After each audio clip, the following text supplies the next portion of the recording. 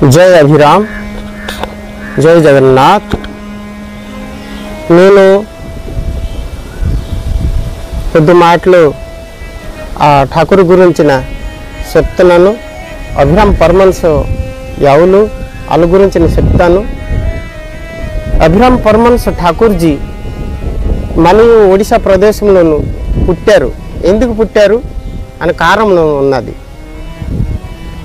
రాధాదేవి ఆ పోయవ్రత చేసిన వ్రతకి వాళ్ళు భాగవతం నుండి తీశారన్నమాట.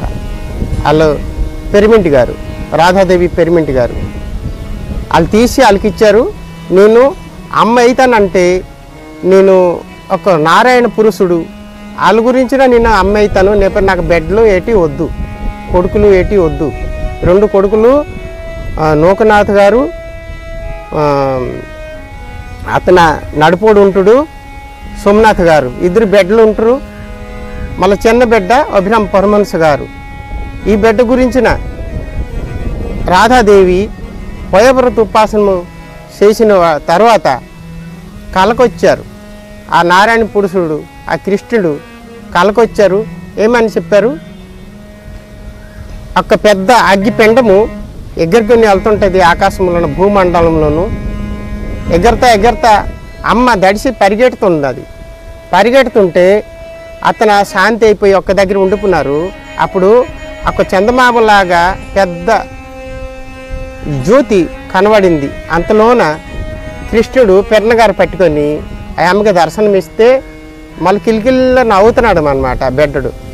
అంత తర్వాత అప్పుడు శాంతమైపోయి ఈ ఆయనకి కళ్ళకు వచ్చిన తర్వాత ఆ అమ్మది నిద్ర ఇరిగిపోయింది. నిద్ర ఇరిగిపోయిన తర్వాత పెరిమింటికి చెప్పారు, స్వామి గారు చూడండి ఇలుగలుగా నాకు కళ్ళకు వచ్చింది. ఒక పెద్ద అగ్గి పెండము నాకు అంటబెట్టి వచ్చినప్పుడు నిన్ను దడిస్తే పరిగెట్టి వెళ్ళిపోయినాను. అంత తర్వాత నా దగ్గరికి వచ్చి పెండము అద్దంలాగా అయిపోయింది. ఆ అద్దంలోన ఆ కృష్ణుడు నాకు దర్శనం ఇచ్చాడు, కనబడాడు, నవ్వుతున్నాడు, కిలికిరించి నవ్వుతున్నాడు.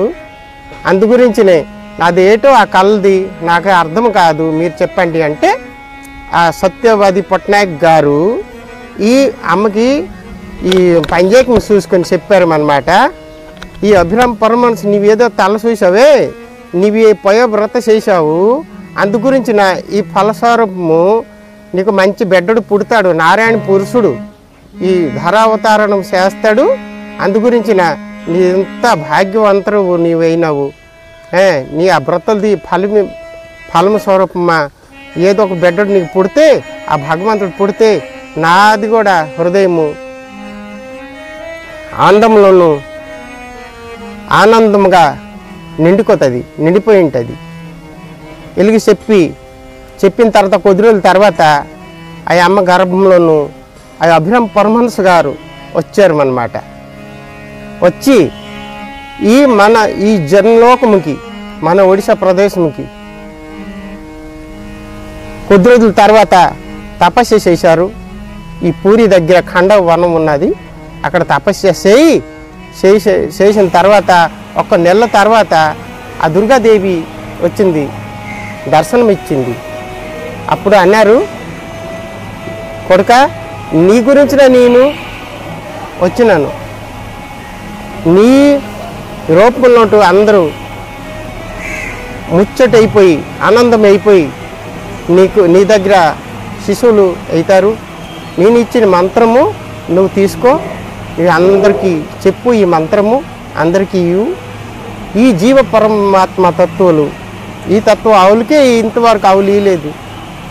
ఈ సత్యజం నుండి ఉన్నది ఈ మంత్రము. దత్తాత్రేయ మహాపురుషుడు వచ్చి ఉంటాడు అవతారం చేసి, వాళ్ళు ఈ మంత్రం కూడా ఇచ్చుంటారా అప్పుడు త్రేతాయ యుగంలోన. ఇప్పుడు ఈ కలియుగంకి ఈ మంత్రము అది బంధుకులను ఆవులకు తెలియకంట ఈ అమ్మ దుర్గాదేవి ఆశీర్వాదంలోను అభిరామ్ పరమహంస గారు ఈ ధరాధామంలో ఈ సృష్టిలోన ఈ మంత్రము ఈ గాలి ఆడుతున్నది, పరమాత్ముడు జీవాత్ముడు ఈ గాలి ఆడుతుంది. ఈలోన అలగా లక్ష్మీనారాయణ అలాగా ఆడుతున్నది, సీతారాములు వారు అలాగా ఆడుతున్నది. ఈ సూత్రము ఆ దుర్గాదేవి మన అభిరామ పరమహంస గారికి చెప్పింది అన్నమాట. ఆ చెప్పిన బట్టి అప్పటి నుండి అభిరామ పరమహంస గారు ఈ ధరా అవతరణ చేసి ఈ ఒడిశాలోను తిరిగి తిరిగి అన్ని భక్తుల ఇంటింటికి వెళ్ళి అందరికి చెప్పింది అన్నమాట. చెప్పారు, ఈ మంత్రం తీసుకోయండి, మీకు ఆ లక్ష్మీనారాయణ రక్షిస్తారు, రక్షిస్తే మీది కూడా ఈ శరీరము స్వస్థగా ఉంటుంది, ఏమి జబ్బు లేకుండా అవుతుంది అనుకొని ఆ దుర్గాదేవి ఈ ఉపదేశాలు పట్టుకొని అభిరామ పరమహంస గారు ఈ మంత్రము ఇంటింటికి వెళ్ళి భక్తులు ఎక్కడున్నారు వాళ్ళు ఎన్నుక్కొని వాళ్ళ ఇంట్లోకి వెళ్ళి దేవుడు ఈ మంత్రం మనకి చెప్పబట్టి ఇప్పుడు మనము అందరము ఈ మంత్రం తీసుకుంటున్నాము, ఆనందమవుతున్నాము. నా అనుభూతులు నేను కూడా చెప్పలేను. ఠాకూర్ది హరి అనంత, హరి కథ అనంత. ఆ అనంత నారాయణుడు అలా మాటలేటి ఎంత చెప్పినా కూడా అది చెల్లదు. ఆ నారాయణ పురుషుడు ఈ మర్త్యం లోకంకి వచ్చి ఇంత పెద్ద మంత్రము దుర్గాదేవి ఇచ్చిన శక్తి మంత్రము మనకి ఈ లోకంకి ఇచ్చేసి వెళ్ళినారు. అందు గురించినే మనము తీసుకున్నాము, మీరు కూడా అందరు తీసుకోయండి. ఈ మంత్రం తీసుకున్న తర్వాత మీ అనుభూతులు అప్పుడు చెప్తారు, నేను నిజంగా అంటున్నాను అబద్ధం అంటున్నాను. అభిరామ పరమహంస ఒక మానవుడు కాడు, అడుగు దేవతుడు. అందు గురించిన ఠాకూర్ శ్రీ అభిరామ పరమహంస దేవ్ అనుకొని అలా కథలో వస్తున్నది. అచ్యుతానంద మహాపురుషుడు 550 సంవత్సరం కిందట చెప్పింటారు. ఇప్పుడు 120-40 సంవత్సరాలు అయింది ఠాకూర్ది.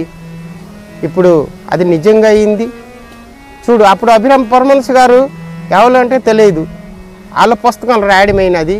శ్రీ అచ్యుతానంద మహాపురుషుడు ఈ అభిరామ పరమహంస వస్తారనుకొని అప్పుడు 500-600 సంవత్సరం కింద వాళ్ళ పుస్తకాలు రాసినారు. అందు గురించినే ఆ ఫలసారూపము మన ఒడిశాకి వచ్చారు అభిరామ పరమహంస మన భారతవర్షంలోను. మీరు కూడా ఈ మంత్రం తీసుకుంటే ఆ దేవుడు మీకు రక్షిస్తుంది. అక్కడ బళ్ళు ఎక్స్టెంట్లు కాదు, మీకు ఎక్కడ ఏది కానీ పెద్ద జబ్బు కూడా మనకి రాదు. మనం ఈ భోజనాలు చేసుకుంటున్నామే, టైం పట్టి చూస్తాము జీవాత్మ ఎప్పుడున్నాడు, పరమాత్మ ఎప్పుడున్నాడు, ఆ ఆత్మ మాటలు మనకి తెలుసుకుంటే మనం కూడా ఆనందమవుతాము. ఇంతకు చెప్పి నా మాటకి ఇక్కడ సలరిస్తున్నాను. మీరు అందరికీ దేవుడు ఆశీర్వాదాలు ఈయనే అంతకీ నా కోరుకు. మీరు కూడా ఈ ఆంధ్రప్రదేశ్లు ఎక్కడెక్కడ తెలుగు వాళ్ళు ఉన్నారు మీరందరూ ఈ మంత్రం తీసుకోండి. అప్పుడు మీకు అనుభవం అవుతుంది. అభిరామ పరమహంస గారు ఏటి ఆ లక్ష్మీనారాయణ అలాగా ఆడుతున్నది ఈ గాలిలోన, అప్పుడు మీ అనుభూతులు అవుతుంది. అప్పుడు మీరు ఆనందం అవుతారు. శేషానంద బాబా గారు ఉంటారు, ఒక్కరు వాళ్ళు తెలుగు వాళ్ళు ఉంటారు. వాళ్ళ అమ్మకి ఈ జీవాతరలోన ఠాకూర్ అభిరామ పరమహంస గారు రాసేబట్టి వాళ్ళు ఎన్నో బుక్కులు ఎన్నో పాటలు రాశారు. నేలమ్మ ఛత్రపరము వాళ్ళ పుట్టుకు జాగ అంతన కొడుకు పెద్ద జాబ్ చేస్తున్న ఇంజనీర్ అయ్యింటారు శేషానంద బాబా గారు.